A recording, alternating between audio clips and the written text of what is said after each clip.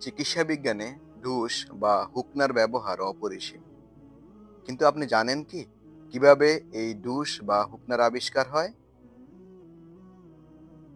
এই সম্পর্কে বুকরাত বা গ্যালেন সর্বপ্রথম তার কিতাবুল হুকনা গ্রন্থে বর্ণনা করেন। উক্ত গ্রন্থ মতে চিকিৎসা বিজ্ঞানের পিতা হিপোক্রেটস একদিন সমুদ্রের পাড়ে বসেছিলেন।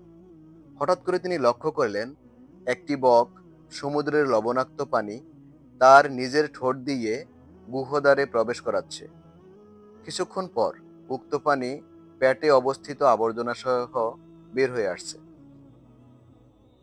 আসলে বক যখন অতিরিক্ত আহার বা বিষাক্ত কিছু খাওয়ার কারণে পেটে অস্বস্তি বোধ করে, তখন এই পদ্ধতি অবলম্বন করে।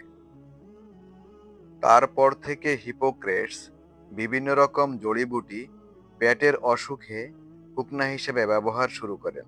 এভাবেই চিকিৎসা বিজ্ঞানে ডুশের আবিষ্কার হয়।